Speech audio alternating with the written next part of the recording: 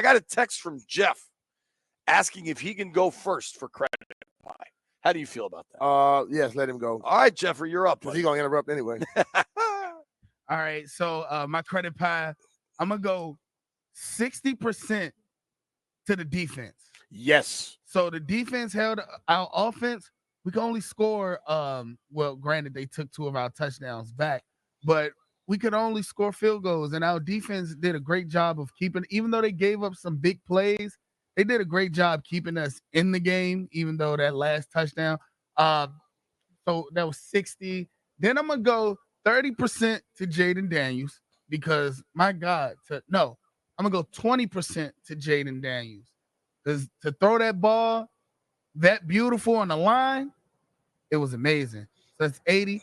Then I'm going to go 10% to the football gods because, oh, my gosh, how did the ball get tipped perfectly? Like, it didn't go to the left. It didn't go to the right. It tipped directly into Noah Brown's chest. Then I want to give 5% to, what is his name? Tyreek Stevenson. Yeah, shout out to Stevenson. 5% to him. And then I'm gonna make my credit pie 101% because I gotta give 6% to Shane Peacher.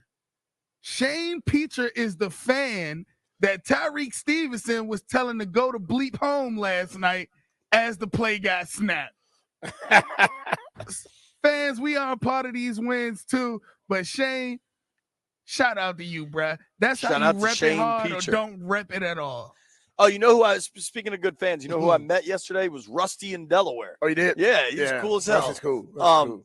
I like that one, Jeff. That was strong, buddy. I think you're also I can tell you have good biblical roots by tithing 10% to the football gods. Smart man. Keep them on our side. And also, JP, hold on. Shout out to my man, Brian Pico, too. He bought me a plate to where I was DJing at yesterday. He bought me a plate and a nice beer on National Beer Day. Shout out to him. How was the DJ and how was the party? I saw you posted a really weird video of a guy dressed as Spider-Man trying to dance with a lady. It was crazy. I had Spider-Man and Wonder Woman outside dancing. The people were lit. The best experience about yesterday, JP, the lines were packed at 2:00, right, to get into the stadium. When the news broke about Jaden Daniels playing, I looked on my phone because, you know, your phone act weird around the stadium. Yeah, my phone was whack all day. It does. So I looked and I seen Jaden Daniels was playing. So I just stopped the music. I said, yo, I got good news. Jaden Daniels is playing. Dude, it wasn't even a stadium because we was outside. The parking lot erupted, dude. It was so crazy. I'm glad yesterday happened like it happened. Jeff, if I've taught you nothing, you got to break in, stop the music, hit him with breaking news on the fan. Brandon Coleman is inactive. And just see how it goes. you might get shot. Don't do that. Don't do that. The atmosphere in there was electric, dude. It was. And having that 425, that's a really good slot because it's not so late, you know what I mean? But you still get all the big game energy. You know, it's dark by the second quarter, it seemed, especially in the stadium where once the sun gets below a certain point, it's getting dark anyway. B, what's your credit pie look like? I'm like Jeff. I'm going to give the defense most of it, so I'll go 60%. But can I ask a question? Yeah. Defensively, they were really freaking awesome right until they weren't when they had to win the game. Yeah, but the Bears had 2 game-winning drives. They just handed it to a tackle. Yeah, they handed it to a tackle, and that tackle somebody else could have recovered it, but we recovered it, right? So I just think ultimately, but you got to realize though, Jay, they won the field. They had to go out there a lot to make sure they keep holding them up. So the defense deserved most of the credit yesterday. I go with Jaden, and I give Jaden 20% for gutting through it. I'm going to give the dude Tyreek a lot more than I'm giving him 30% because he not only didn't pay attention, he tapped it. He ran over and tipped the ball right to our guy. But no. Let's back it up a little bit. He don't get all that. That would be what? That'd be 30% for him. No, I don't need. No, that'd be 80% for him. No, 20%. I gotta get a fan some too. The fans were into that game yesterday. Yeah. To hell with Tyreek. He ain't getting no damn credit. They giving out a blame pie in Chicago. And they giving him 100% of it. For sure. I'm giving 20% to the fans. Thank y'all. I thought the fans were awesome early in this game. They had a bunch of procedural stuff. Caleb looked uncomfortable all day. I thought the D-line was really good. He was off yesterday, bro. Johnny Newton was fantastic. Dan Quinn has talked about this, and it's funny because I'm curious if you agree with this. We kind of live in a golden age of defensive tackle play where you're able to go from Aaron Donald to Chris Jones to now what Dexter Lawrence is doing for the Giants is pretty damn unbelievable. Mm-hmm.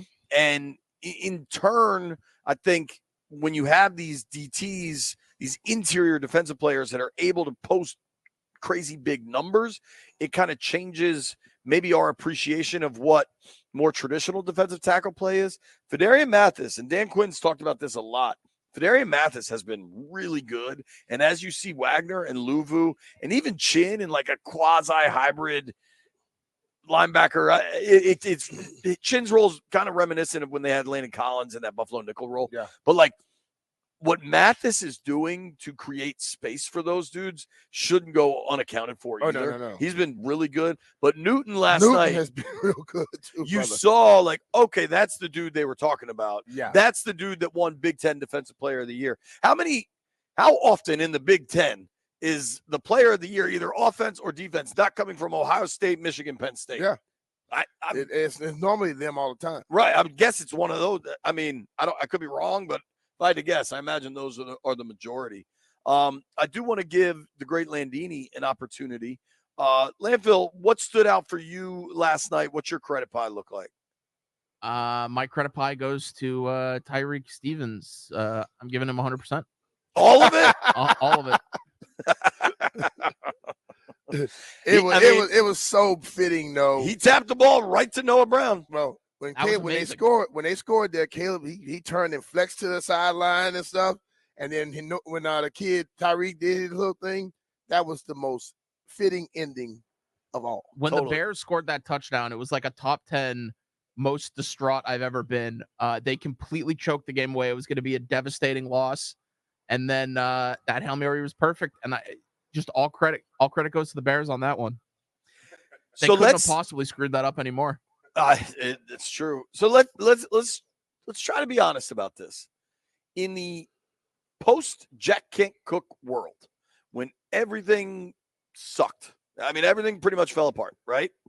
You had one playoff win, Gibbs' team down in Tampa in I think that was 2006. Mm-hmm. You had the RG3 run to the playoffs. You had the Kirk run to the playoffs. You had the Heineke COVID run to the playoffs.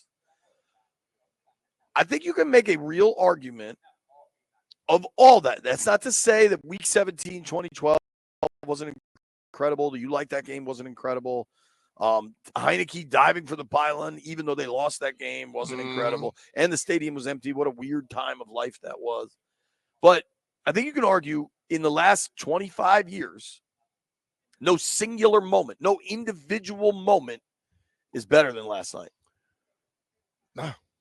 I haven't seen one. The RG3 75-yard run against the Vikes was electrifying, but it didn't win the game. That was a walk-off win. You don't get those very often. Mm-hmm. Have you? I meant to ask you this earlier. Have you ever been part of one of those? No. A walk-off Hail Mary? No. You played 14 years plus another 4 of college. Yeah. And then, I don't know, probably since you were in 6th grade or something? I've never seen one like that. I mean, it wasn't a Hail Mary, scored and went for a 2-point conversion, but that last night was special. You have 2 seconds. You're basically saying there's no chance. Bro, when he was rolling right and then broke it back left, when Allegretti laid that dude out, I wondered if Jaden was going to try to take off because he had so much space. Yeah, but you got to score. I know. I thought maybe he would try to take off and then they'd try some lateral craziness. You know what I mean? I'm clearly glad he didn't. But like in the moment, you don't know what's going to happen. Jeff, you're a young man. You're getting older. I think it starts with a 3 now, but you're still the youngest of the 4 of us. Where does that moment rank for you, dude? What, the Hail Mary? Last night's game, yes. How they won it. That is number 1, JP. Look, I think the last Hail Mary I've seen, like watching the actual football game, didn't the Broncos score on us with that? I've never seen that happen for the Redskins. The Broncos scored last year, week 2, but they didn't get the 2-pointer, if I recall correctly. I was in the end zone when they caught that. That was crazy. Dude. It was insane. And JP, so I had left the stadium early. Because yes. You left? He did say he was leaving because he had to get to the club. Yeah, I had to cover for someone last night at the club after the game. So I went home. I dropped my equipment. All right, pause real quick because Jeff had to leave early. Jeff texts the group thread. So we're in College Park. Jeff loves remotes all the time, and on a college campus with the people that walk around college campuses. Yeah. No chance on earth Jeff doesn't want to be at this remote. And this morning he's like, "Oh, landfill, I heard you might not have somebody to help you in he studio." was giving a damn about landfill. I was quite suspicious of that already. My spidey senses were way up. Jeff is tired as hell and didn't feel like driving to College Park. Hold on. That is what happened. JP, that is not true. I'm actually wired. I've been up since like 5:30 this morning looking at this play over again. I got my helmet, I got my gloves, I got my jersey on. I'm ready to go. And in my defense, landfill can vouch for me. We talked about this last week about me coming in because we didn't know because Heavy Metal had texted me and asked me when I coming through. Nobody cares inside baseball. Then don't. Here's what matters. An Olympian just walked in to the blood drive. Dominique Dawes is here. Very cool. We're getting a ton. I can't believe Jeff left that game early. We're going to talk about that forever. I just got this tweet from Ron, and this is fair. We've got to give some credit to the coaching staff on this thing because they run these tip passes drills. They run these end of game scenarios all the time. And I think that stuff really matters. And I think there's also this level of belief in the organization until things are over. It's not over. And I think that comes, both with Jaden Daniels and with Dan Quinn and with Cliff Kingsbury. I thought offensively, the game plan was really good. They tried to protect Jaden. Yeah. He tried to protect himself. My credit pie, I think he was a part owner of the Falcons, JP. Sure. I knew her as Dominique Dawes, gold medalist. She is part owner. I know. I remember you told me that. Yeah. And she's here to support the blood drive. Yes. Very cool. A lot of people are coming, as they should. Help the blood drive. I think defensively, you're right. They played really well. I don't know. The Bears are a unique organization. The DeAndre Swift run was just bad tackling and a missed call. I think the refs were really, really bad last night. They were. Unfortunately, they were right on the 2 huge calls that swung the game, but bad throughout. What was the Cosme illegal man downfield? He was way down. Like I almost think he didn't realize it was an RPO or something. Like he just went. He was on the second level. But what killed me was, and then the BSJ, dude. You got to just tighten up those hands. Yeah, it's at the goal line. The thing I don't like is when they made the call last night when they were offsides and had 12, and they called a false start on us. I always thought if somebody's across the ball and you snap it or you move, numbers on them. He was behind our line. Well, and how about on the game when Chicago took the lead on their touchdown, the ref is talking. He is talking to the PA announcer saying, reset the game clock to 25 seconds, and they snapped the ball. Yeah. Like the ref was speaking. I've never seen that. Usually you have to blow the play live, right? Like blow the action live. They were awful throughout, and it was annoying.